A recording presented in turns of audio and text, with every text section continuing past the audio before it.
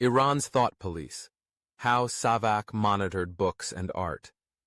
Controlling a nation was not just about silencing political opposition. It was about controlling ideas. The Shah's regime, determined to eliminate all forms of dissent, used SAVAK not only as a secret police force, but also as an enforcer of intellectual suppression. Books, films, theater, and art were all subject to strict surveillance, with even the slightest hint of anti-monarchy sentiment resulting in bans, arrests, or worse. SAVAK functioned as Iran's thought police, ensuring that only state-approved narratives reached the public.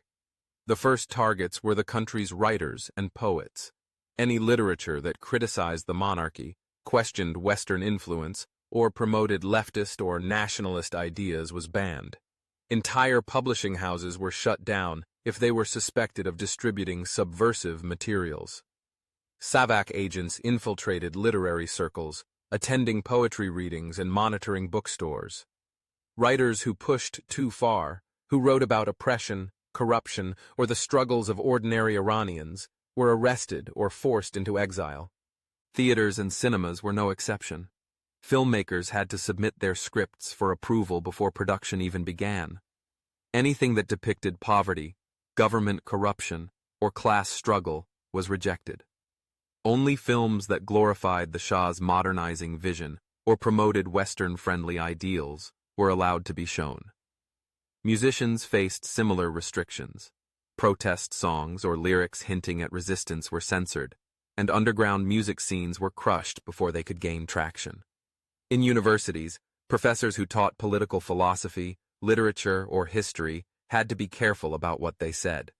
Students who openly discussed banned books were reported, and some were expelled simply for possessing works deemed dangerous. Academic freedom was a facade. Every classroom had eyes and ears working for SAVAK. Even discussing Iran's own past, particularly the coup against Mossadegh or the brutality of SAVAK itself, was considered a threat. The censorship extended to international materials.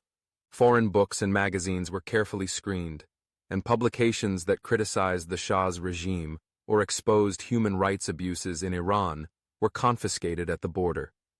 Even foreign journalists covering Iran were closely monitored. Those who reported negatively about the monarchy were harassed, denied entry, or expelled. Despite the intense control, resistance found a way. Underground literary movements emerged, with banned books secretly passed from hand to hand. Writers used metaphor and symbolism to disguise political messages in poetry and fiction. Students held secret gatherings to discuss revolutionary ideas. Smuggled foreign newspapers, cassette tapes, and pamphlets helped spread the truth about what was happening inside Iran. SAVAK's attempt to control thought ultimately failed. The more they tried to suppress ideas, the more Iranians sought them out.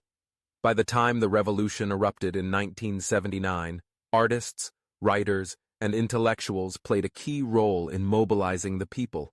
The censorship machine that had once silenced the nation collapsed, and those who had lived under SAVAK's shadow finally found their voices. The legacy of SAVAK's intellectual suppression remains a dark chapter in Iran's history. It proved that while a government can control speech, it can never fully control thought.